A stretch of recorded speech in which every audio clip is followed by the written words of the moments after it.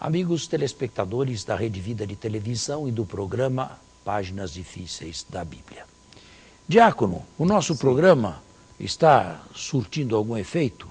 Eu creio firmemente que sim, pelas respostas que tenho com as pessoas que eu entro em contato pessoalmente.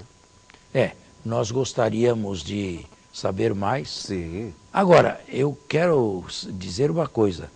Há cidades do Nordeste, para onde eu vou, onde parece que eu sou mais conhecido que o prefeito. No Rio Grande do Sul, sei que tem uma cidade, pelo menos, onde não é a Rede Globo que fica ligada o dia inteiro, é a Rede Vida.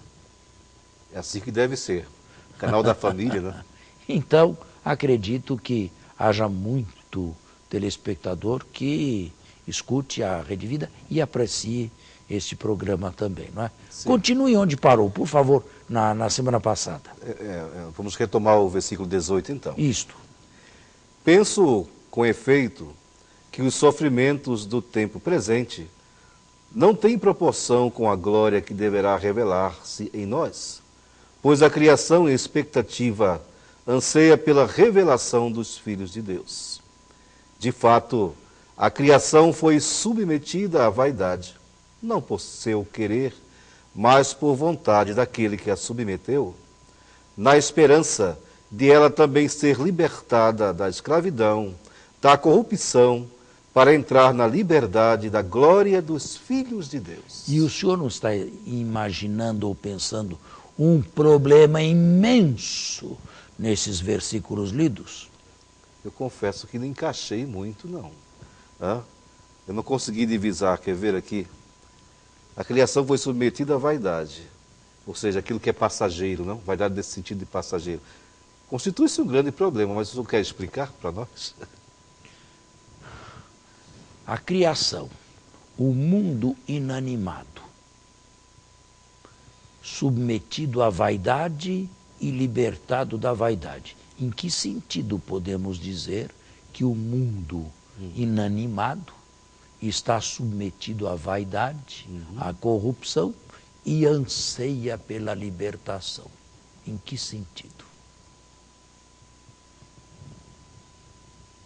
Os mares, os rios, as montanhas, tudo isso submetido à vaidade. Certo. O centro da terra, os minérios.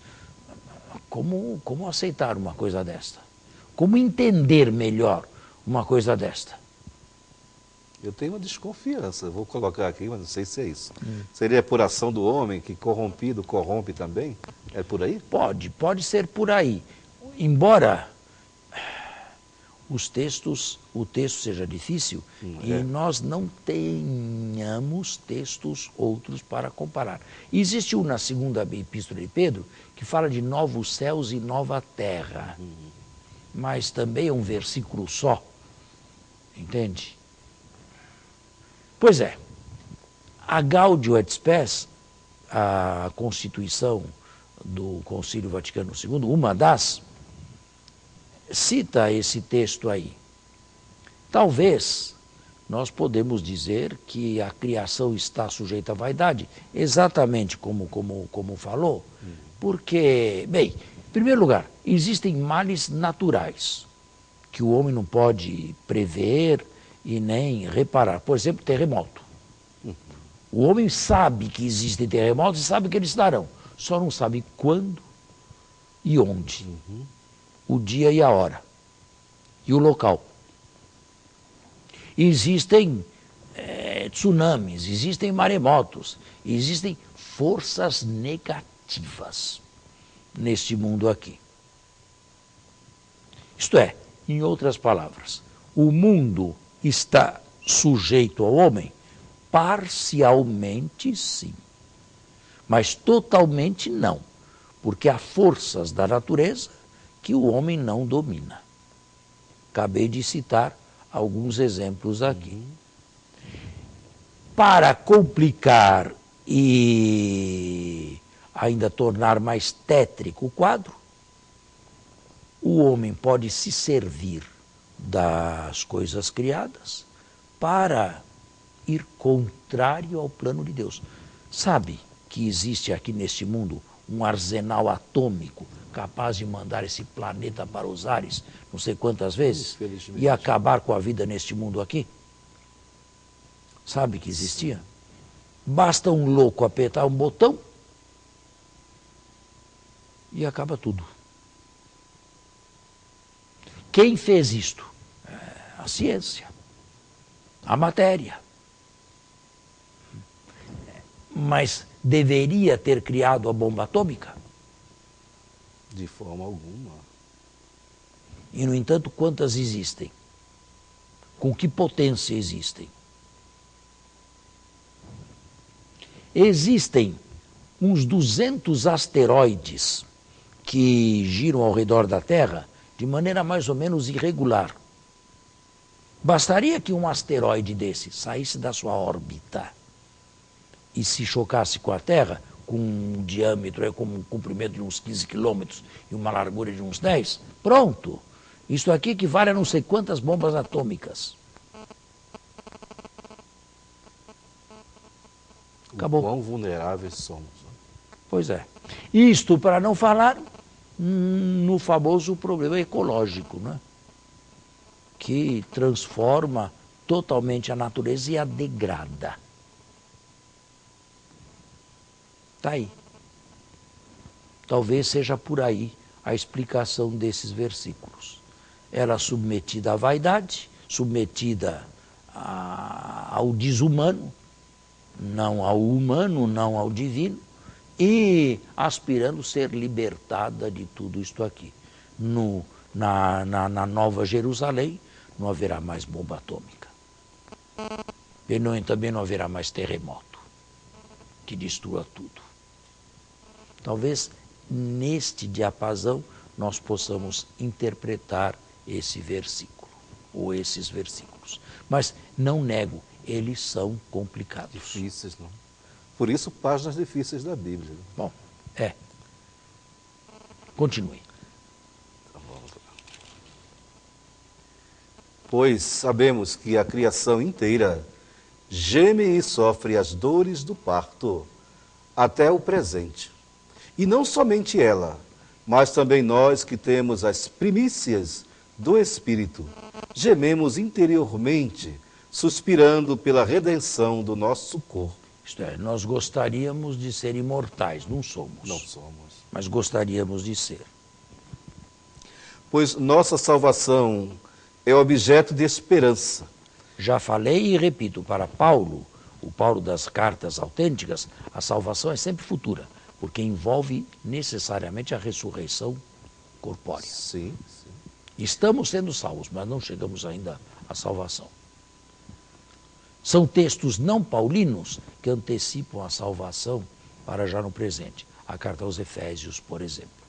Certo. Já nos fez sentar nos céus com Cristo Jesus. Bem, é uma maneira hiperbólica e poética quase de falar da dignidade do cristão. Bom, é objeto da esperança. E ver que se espera não é esperar. E ver que se espera... E ver o que se espera, não é? É. E ver o que se espera não é esperar. Acaso alguém espera o que vê? E se esperamos o que não vemos, é na perseverança que o aguardamos.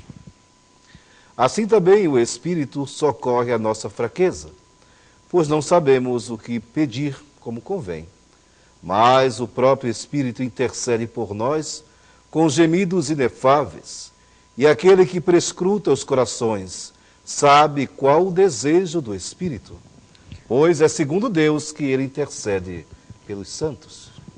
A respeito desse versículo, ou desses versículos, Certo. enquanto estamos neste mundo provisório e caduco e votado a leis de morte, muitos de nós não sabemos sequer o que pedir ou como nos dirigir diretamente a Deus. Isto é verdade. E eu elucidaria esta verdade dando um exemplo.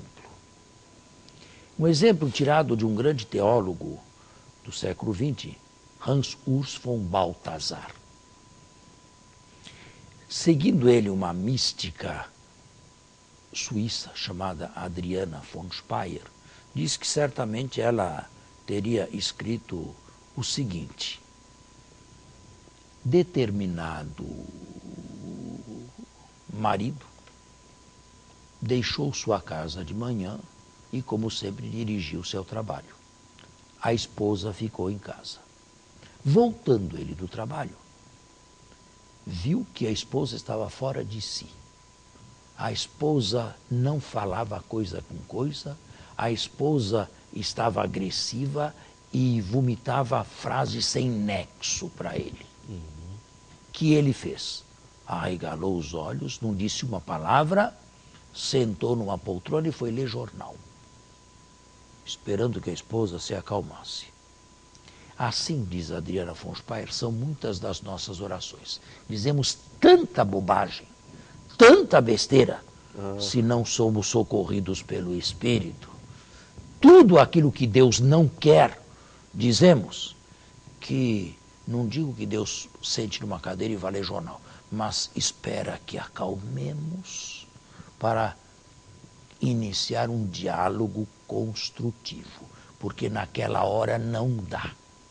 Santo Agostinho diria, existem aqueles que rezam carnalmente. Rezam, mas rezam segundo a carne e não segundo o Espírito. Rezam e não recebem o que pediram, porque pediram segundo a carne. Está claro? Mais ou menos como o Tiago diz, né?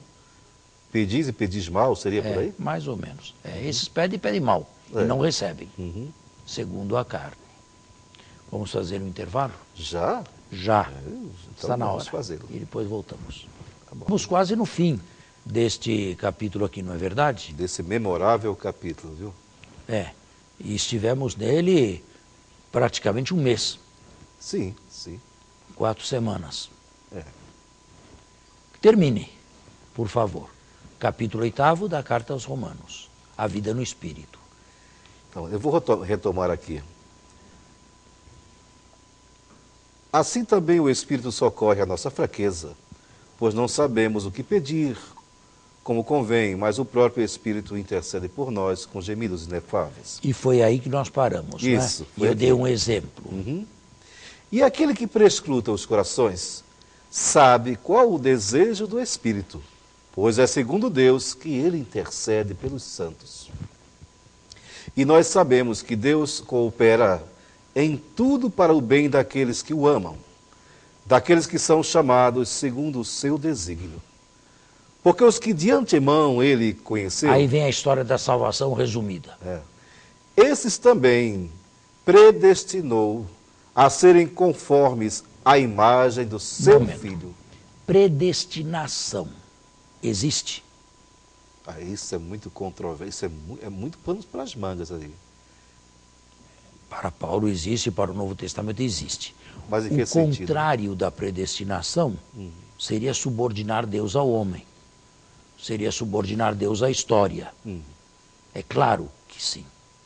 Só que a predestinação deve ser entendida. Deus não predestinou este para a vida eterna, é aquele para o inferno. Sim. Isto não. Deus predestina tudo aquilo que é valor crístico em alguém, e na história, e na igreja, a ter um acabamento na glória. E não predestinou nada que não tenha valor crístico para ter acabamento na glória. Assim fica mais fácil de ser entendido. Bem direto, claro. Não é? Todos aqueles que têm valores de Cristo, todos aqueles que são de Cristo e que Cristo reconhece como seus, têm que ter um acabamento na glória como Cristo. E aquele que não tem nada a ver com Cristo, que é o negativo de Cristo, não está destinado a ter um acabamento na glória. É o lixo da história. E não vamos colocar o lixo no céu. O lixo deve ser posto para fora e deve ser queimado. Está aí. Bem claro. Mas fizeram confusão com essa Fizeram confusão, sim. Fizeram. Mas assim explicado... Assim fica direto, claro. Fica claro? Sim, sim. São os valores. Agora, o quanto eu tenho de Cristo e quanto eu tenho de anticristo. Tem gente que tem, sabe? Infelizmente, contravalores, onde pesa mais o anticristo. Isto tem algum valor para a glória? Isto conta para a glória? Isto está predestinado para a glória? Não, é o lixo. É lixo. Agora, quanto lixo existe em mim, quanto lixo existe na igreja e na história? Isto não está predestinado.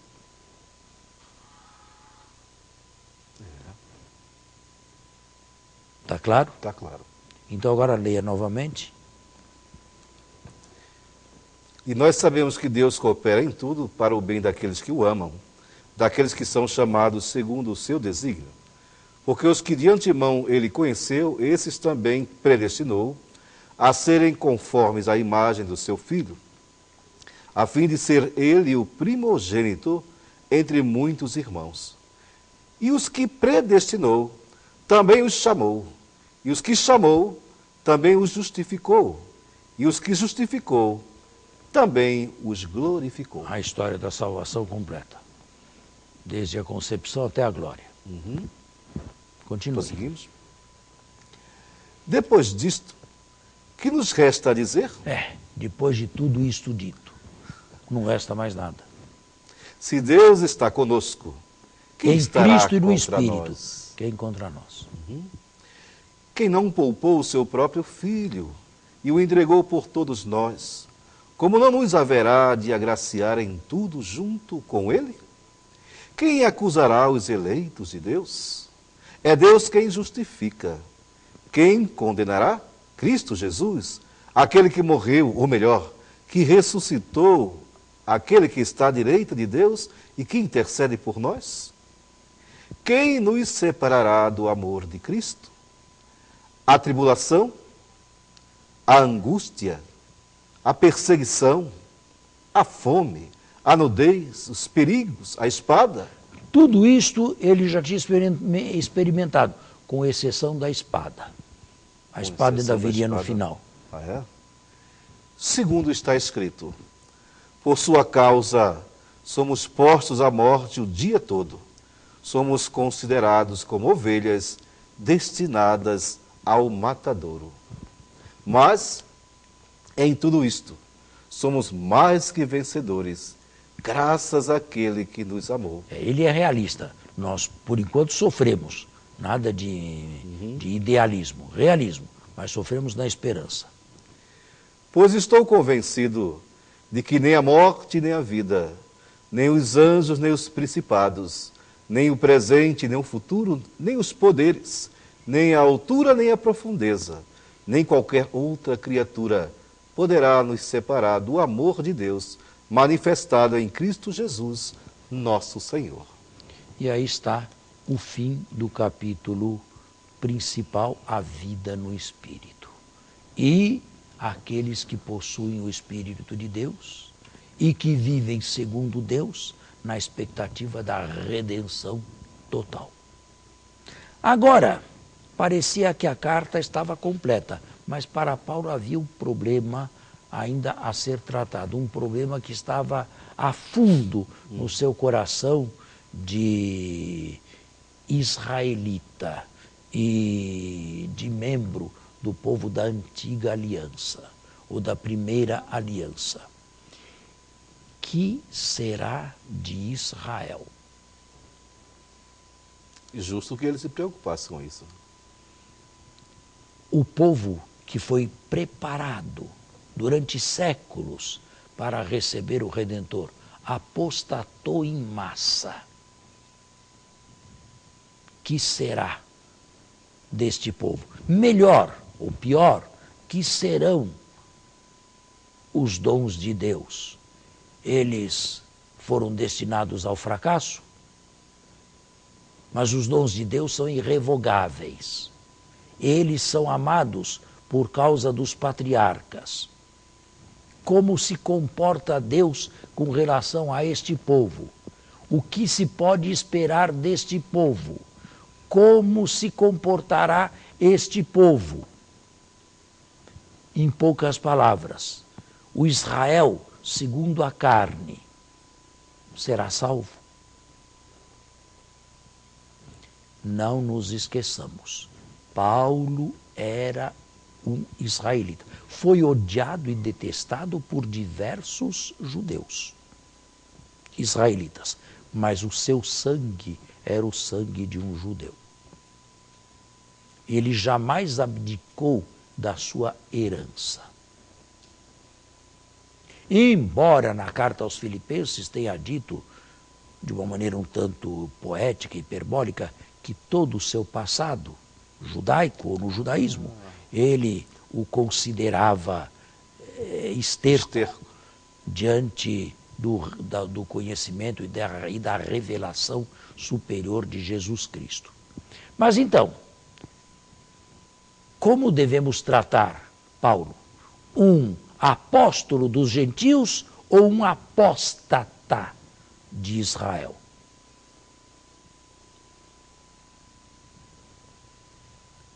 Bem, são questões que eu estou levantando aqui, mas que exigiriam agora um tempo que nós não temos. Nós já estamos indo para o final do segundo tempo e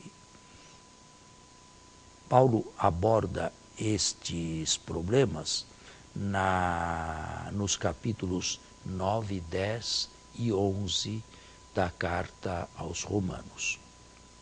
Eu não vou fazer, como fiz até agora, ler o texto, porque o texto está eivado de muitos problemas exegéticos, que talvez não interesse bastante aqui o telespectador. Mas, assim, por cima, é preciso dizer qual é o desígnio que tem Deus com relação a Israel. Para terminar, eu digo apenas o seguinte: Israel é o único povo da antiguidade que permanece com identidade até os dias de hoje. Onde estão os romanos? Onde estão os gregos antigos? Onde estão os egípcios antigos? Onde estão os godos, os visigodos? Onde estão os hititas? Onde estão os amorreus? Nenhum povo da antiguidade deixou rastro. Melhor, deixaram rastro, sim, na história, mas não estão mais presentes. O único povo que, apesar de não ter pátria, ou não ter tido pátria durante 20 séculos, apesar de esparramado pelo mundo inteiro, com tantas nacionalidades e tantas línguas, o único povo que manteve a sua identidade até os dias de hoje, isto é constatável, é o povo judeu. Eles não são muitos, eles são uns 15 milhões atualmente no mundo inteiro, seriam bem mais se não tivesse havido o holocausto nazista, onde 6 milhões foram parar em câmaras de gás, inclusive 1,5 milhão de crianças que poderiam crescer e constituir famílias. Pois é, é o único povo que permanece com a sua identidade do passado até o presente. E o que faz com que este povo permaneça idêntico a si mesmo? O texto, o livro. Durante 20 séculos não tinham nem nacionalidade própria. Se refere à Torá? A Bíblia. A Bíblia. Ao Antigo Testamento. Foi a única coisa que manteve este povo na sua identidade. Não há outro povo da antiguidade que esteja presente até hoje. Os romanos, bom, não vamos dizer que os italianos atuais são descendentes diretos dos romanos, né? Acabou. Nós temos que encerrar. Nosso programa está mais uma vez encerrado e veremos isto assim sumariamente no próximo domingo, se Deus quiser. Muito obrigado a vocês que nos escutam e nos apreciam. Até lá, se Deus quiser. Continuemos a mergulhar nas páginas difíceis da Bíblia e até domingo, com a graça de Deus.